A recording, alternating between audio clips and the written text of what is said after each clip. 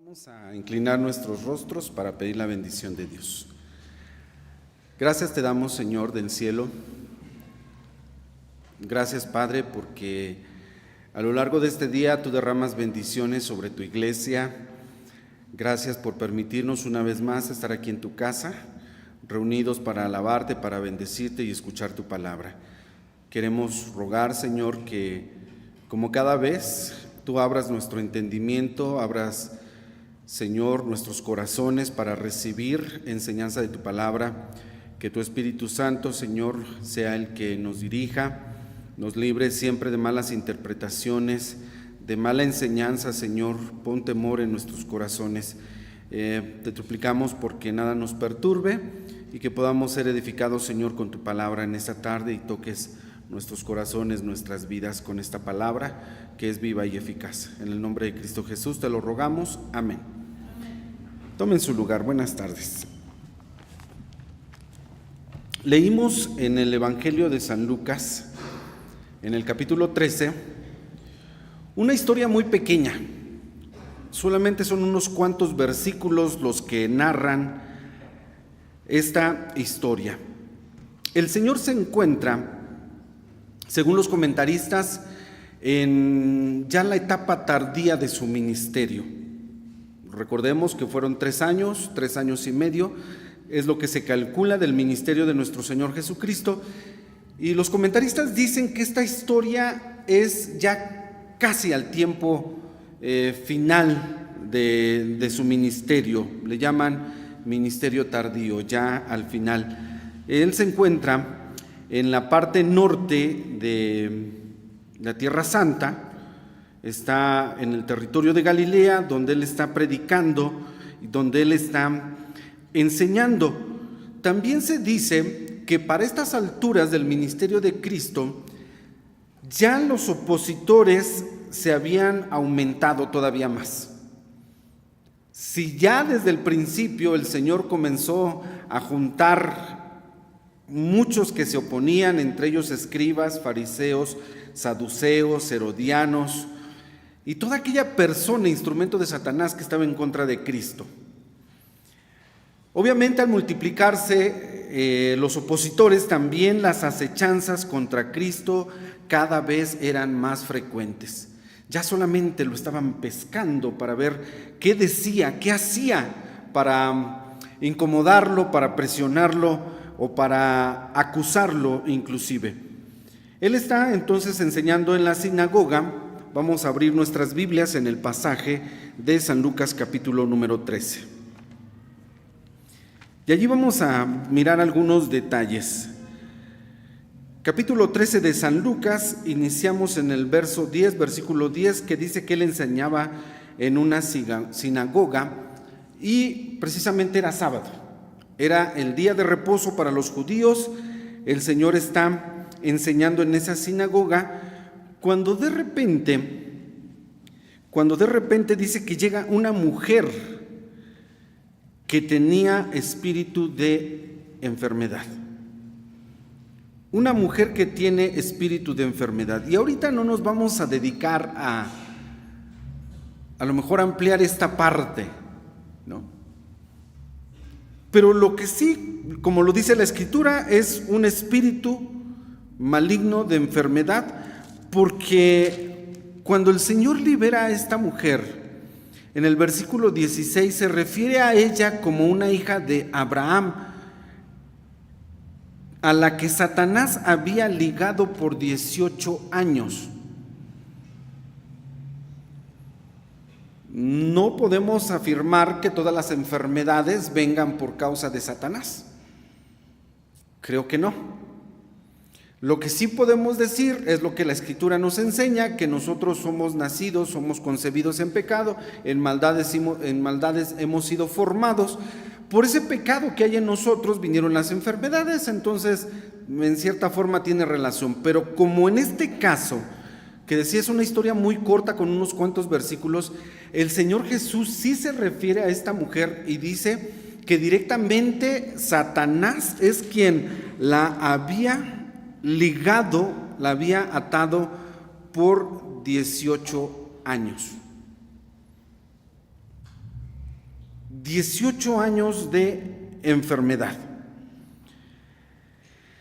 Para aquellos días, los antiguos creían que los problemas espirituales se reflejaban en la salud de las personas. O sea, había gente que sí creía en aquella época y podía afirmarlo abiertamente, ¿sí?, que los problemas espirituales siempre se iban a ver reflejados en la salud, como en este caso. Ellos lo afirmaban generalmente. Por eso, cuando ustedes recordarán la historia del ciego de nacimiento, los mismos apóstoles, cuando lo vieron, preguntaron. Ellos fueron los que preguntaron, ese era su pensamiento.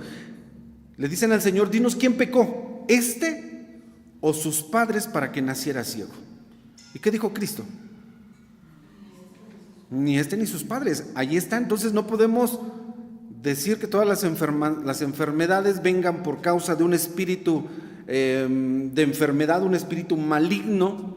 El Señor dice: no, por causa de pecado tampoco fue, para que éste haya nacido ciego.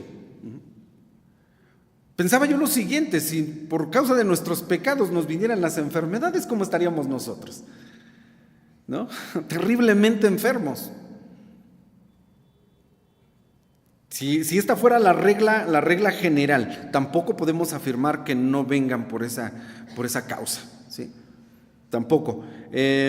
Simplemente estos casos nos vamos a concretar a verlos, o este caso en específico, nos vamos a concretar a verlo como lo que dice la Escritura. Es una mujer que está atormentada, que está atada, ligada por Satanás. La había tenido en esa condición por 18 años.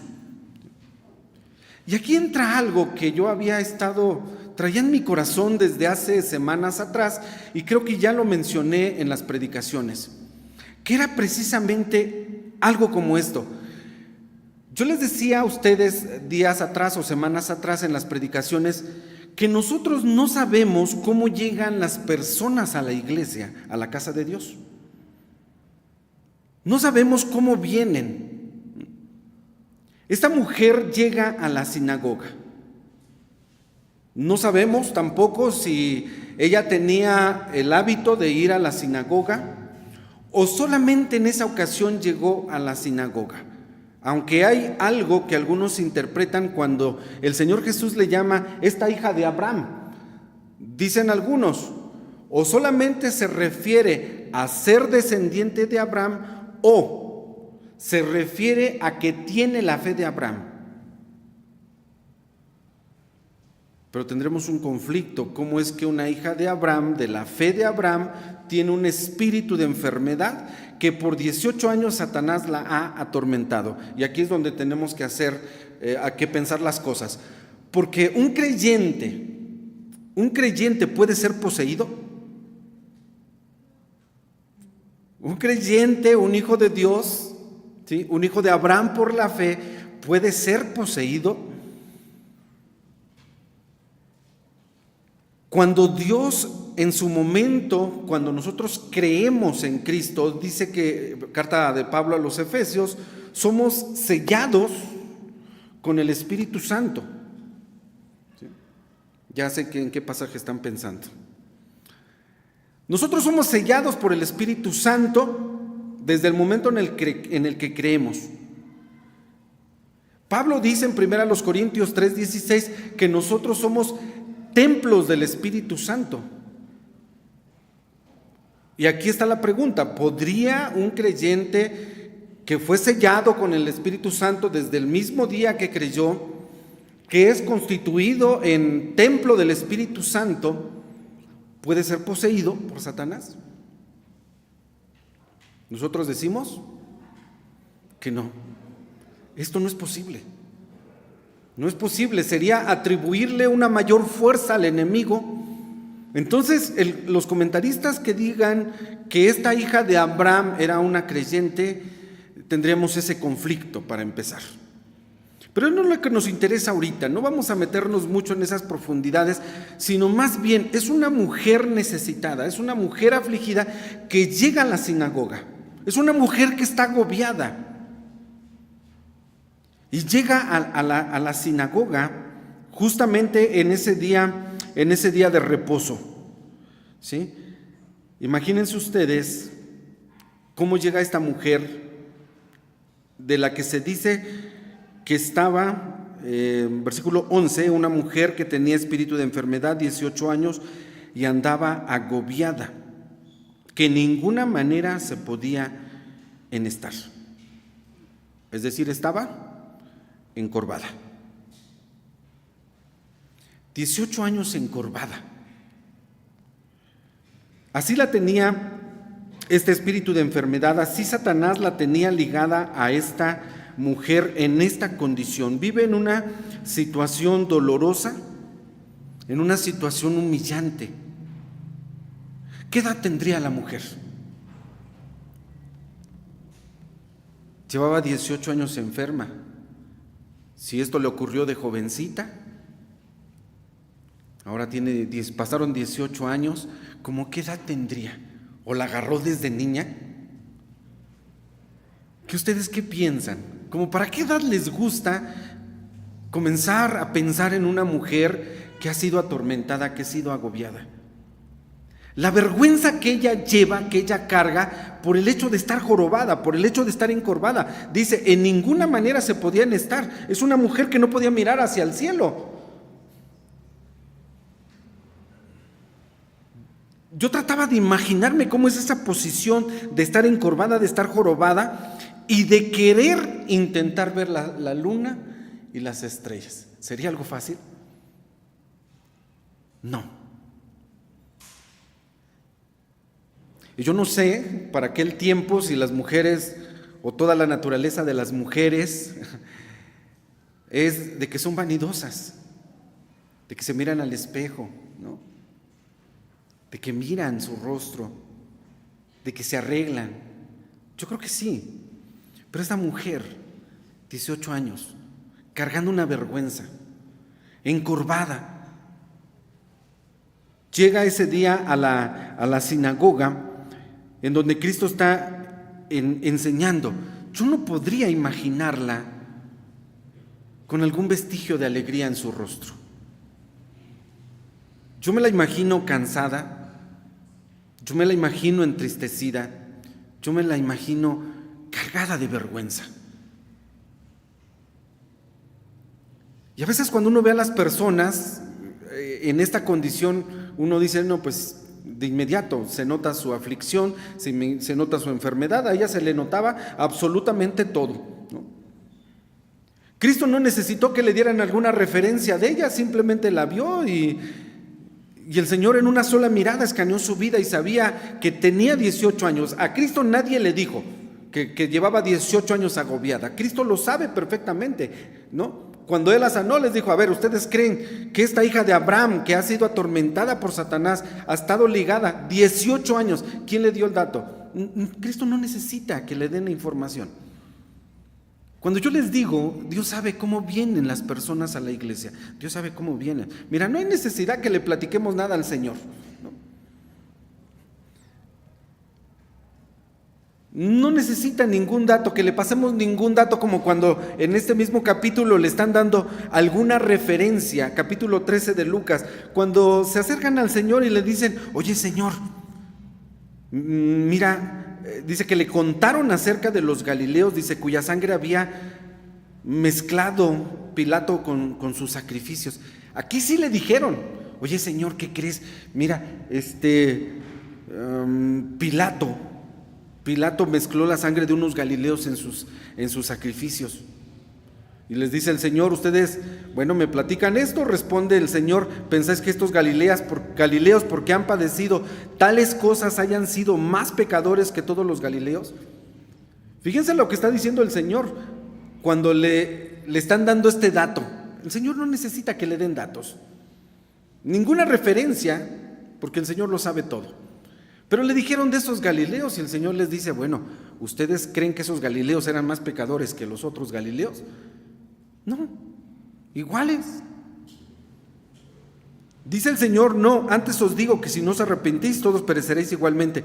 Y van con otra referencia, le dice, oye Señor, y aquellos 18 sobre los cuales cayó la torre de Siloé y los mató.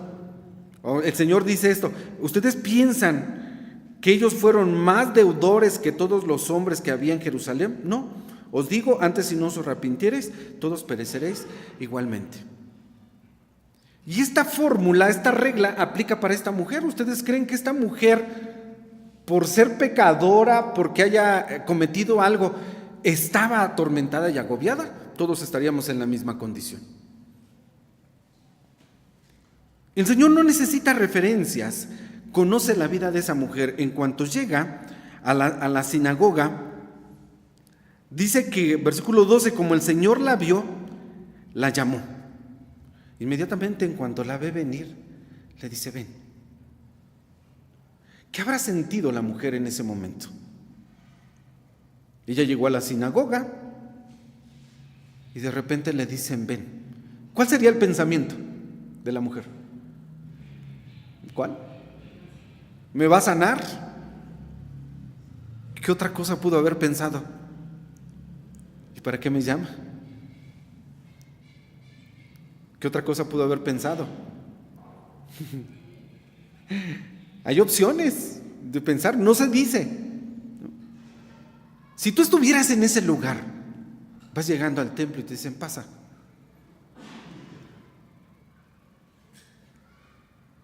¿Para qué? ¿Qué va a suceder? Y la mirada de todos puesta sobre quien va a pasar. Inmediatamente la mirada. No es fácil que la gente te mire, y menos en la situación que está esta mujer, encorvada. No se podía enderezar. Y allí va la mujer. ¿Qué tanto tuvo que recorrer? No lo sabemos.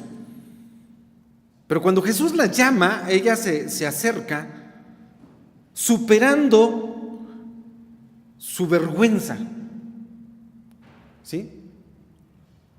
Superando sus pensamientos. ¿Qué va a suceder?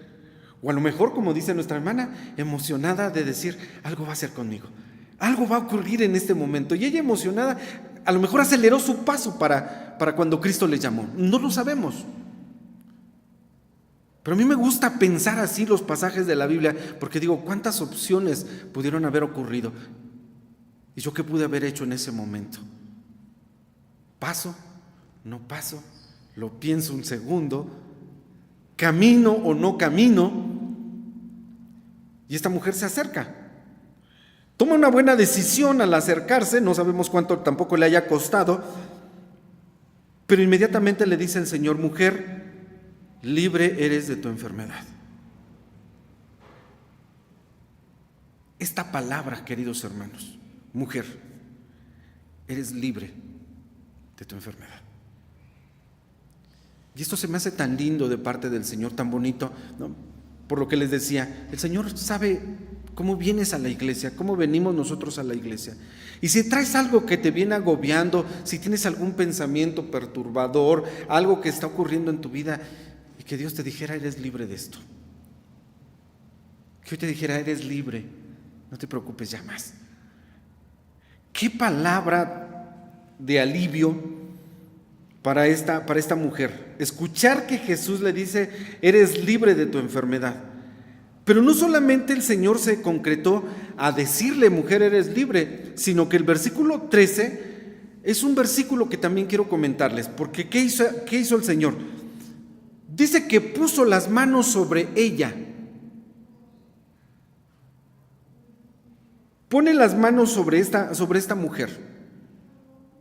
No sabemos si en el momento en que le dijo: mujer, eres libre, ella se enderezó, o hasta el momento cuando ella puso sus manos. Pero aquí viene el comentario. La palabra de Cristo era suficiente, y siempre ha sido suficiente la palabra de Cristo. A los demonios, a los endemoniados, solamente bastaba con decir: sal de allí. Y le decían: no nos atormentes, déjanos ir al hato, váyanse. ¿Sí?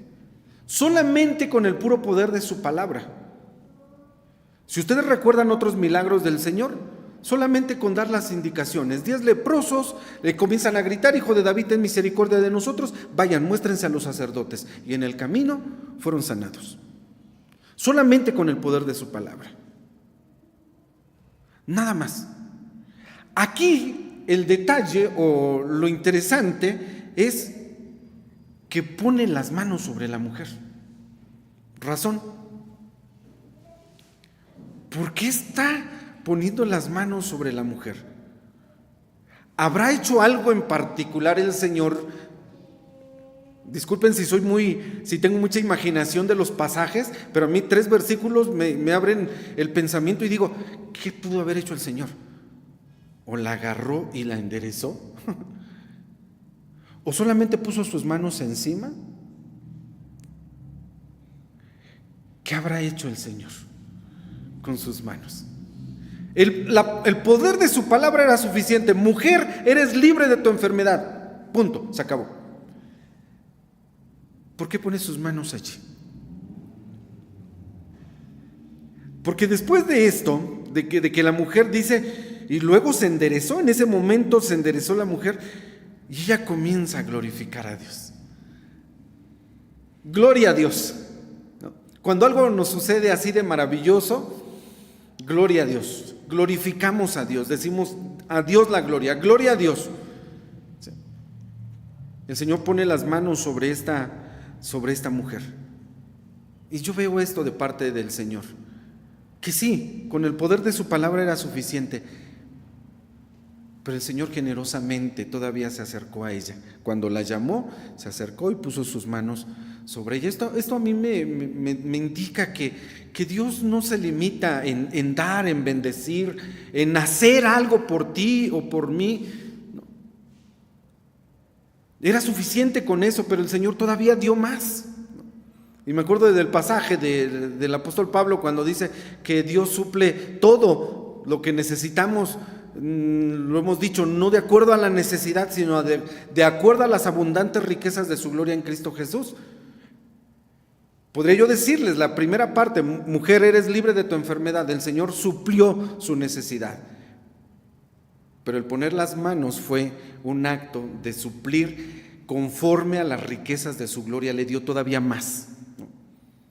Y así es nuestro Dios, que nos da todavía más. Y Pablo también lo dice, que Dios nos da mucho más abundantemente de lo que pedimos, de lo que esperamos y de lo que entendemos a través de Cristo Jesús. Pero bueno, la historia continúa diciendo que en ese momento, cuando esta mujer es sanada y se endereza y comienza a glorificar a Dios, versículo 14, el príncipe de la sinagoga se enojó. Ya los adversarios estaban solamente al acecho de Cristo. Cualquier cosa que hiciese era para brincar inmediatamente y oponerse en contra del Señor, ponerse en contra del Señor. Dice literalmente que el príncipe de la sinagoga estaba enojado de que Jesús hubiera curado en sábado.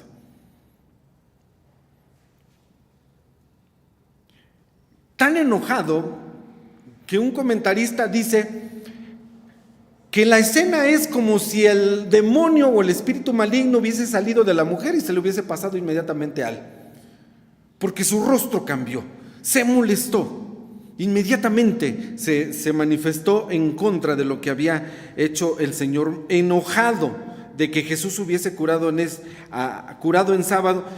Dice a la compañía, cobardemente no se atrevió a decirle a Cristo de frente, porque nadie puede oponerse al Señor. Dice que le dice a la compañía, le dice a la gente, 6 días hay en que es necesario obrar, en estos pues venid y sed curados, y no en día de sábado. Otra vez regreso a la mujer, porque la mujer está allí, el Señor la tocó, y este hombre enojado, el príncipe de la sinagoga, dice, ¿por qué lo hacen en sábado? Molesto en la sinagoga. Ahora el corazón de la mujer, confundido a lo mejor entre la alegría de que finalmente ha podido enderezarse, ¿no? Esta mujer, ahora su rostro radiaba por lo que Dios había obrado en su vida. Y esto también se los comento. Cuando una persona se convierte a Cristo, cuando una persona tiene un encuentro con el Señor, el rostro cambia. ¿Lo han notado? Hace no muchos días comencé a visitar a una persona ya grande, enferma. Al compartirle del Evangelio, Y él acepta a Cristo, acepta al Señor. De hecho, lo fui a ver ya en una condición muy mala, muy mala, lo habían desahuciado. Su rostro era uno. Ese día, cuando le presenté el Evangelio, le hablé de Cristo, reconoció que su vida había sido de pecado, todo lo que nosotros compartimos, ¿no? Al evangelizar a una persona, sobre todo cuando sabes o te dijeron que es último tiempo y es la oportunidad de que le hablas de Cristo, le hablas de Cristo. Y este hombre acepta al Señor. Y su rostro cambia. Su rostro cambió. Bueno, para no hacer la historia tan larga, este hombre acepta a Cristo, le sigo llevando la palabra de Dios, sigo orando con él en su domicilio, ya lo están atendiendo, lo están dializando, se ha recuperado, gracias a Dios. Su hija me dice: hermano, no tarda el Señor en visitarnos. ¿De verdad o así? Decían que se iba. Pues no, el Señor ya se levantó. Gracias a Dios. Pero lo que les comento es, el rostro cambió. Su expresión cambió. Quien conoce a Cristo es transformado. Es transformado, inclusive en su expresión. Ahora esta mujer agobiada, 18 años, siempre mirando hacia el piso, siempre mirando en qué momento a lo mejor va a tropezar, en qué momento va a caer y ella sin poder moverse. Pero ahora se ha enderezado y su rostro ha cambiado. Pero de repente escucha al opositor diciendo: ¿por qué lo hicieron en sábado? No hay otro día, 6 días hay para que hagan, vengan y sean sanados, pero hoy no. Le molestó tanto al príncipe de la sinagoga. Pero Dios le había dado una palabra a esta mujer, una palabra de compasión, le había dado un toque de compasión. Y para quienes dicen que Dios no endereza jorobados, aquí está. Porque no hay nada imposible para nuestro Señor, y eso es lo que quiero decirte. Yo no sé cómo venimos a la iglesia, pero no hay nada imposible para el Señor. Hoy eres libre de tu azote, hoy eres libre de tu enfermedad.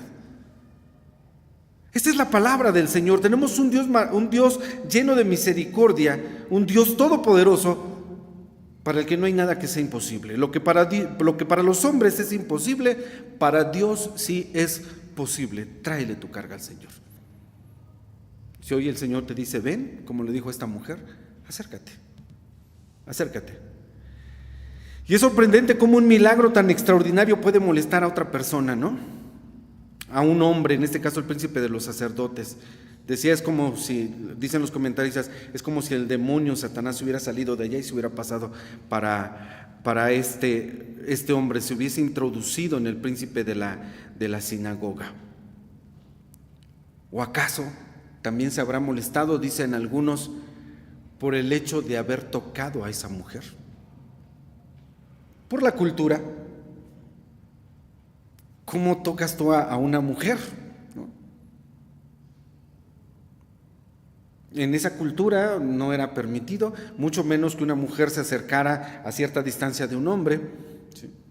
Como cuando también aquella mujer llega con el alabastro de perfume y lo derrama en los pies y comienza a tocar los pies del Señor. Era un atrevimiento. ¿Cómo puede tocar los pies de él? Esta mujer tocando los pies. Por eso el fariseo dijo: si supiera qué clase de mujer le está tocando los pies. Ya era un atrevimiento, pero la mujer que era clasificada en lo más bajo, pues fue escandaloso.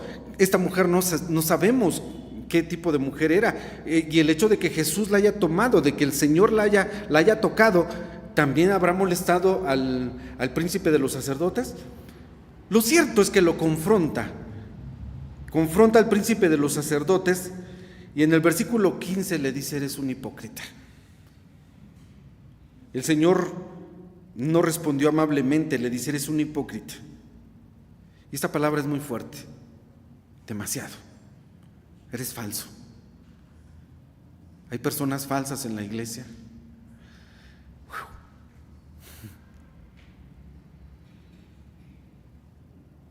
Vivimos de apariencia.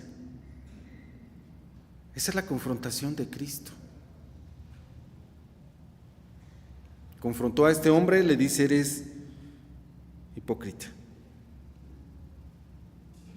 Cuando leí esta palabra, pues obviamente el Señor redarguye cualquier corazón.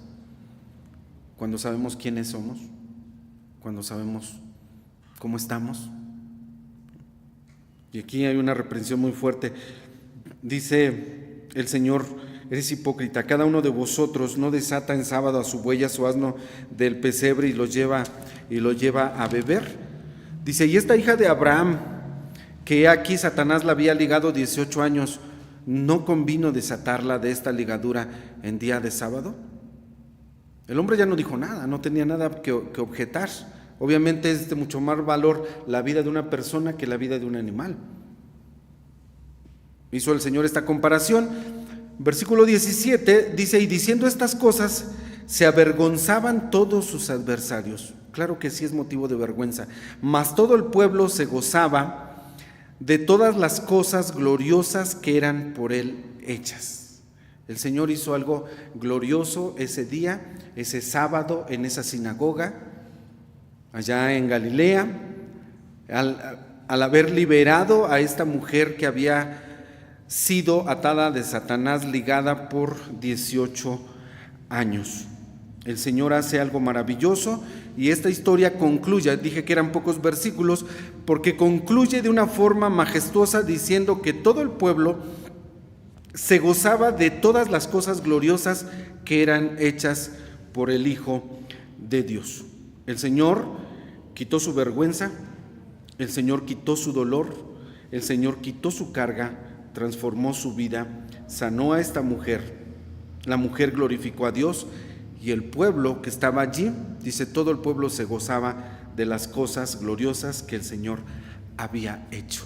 Porque yo digo, y con esto concluyo, que todo lo que haga Dios en tu vida y en mi vida siempre va a llevar este calificativo: es glorioso. El día que tú viniste y yo venimos a Cristo fue un día, Dios hizo algo glorioso. Si Dios te ha sanado milagrosamente de algo, el Señor hizo algo glorioso, ¿sí? El Señor hace cosas gloriosas. No ha menguado su poder y el día de hoy el Señor puede hacer cosas gloriosas en tu vida y en mi vida. ¿Qué hay que hacer? Ven a Cristo. El Señor le dijo: ven. Y al acercarse, esa mujer vivió esta experiencia gloriosa de haber sido sanada por la palabra y por las manos santas de Cristo nuestro Señor. Acerquémonos siempre a Dios. Busquemos al Señor en nuestra necesidad, en nuestra aflicción, en nuestra enfermedad. Ven a Cristo. Que el Señor nos bendiga a todos. Amén.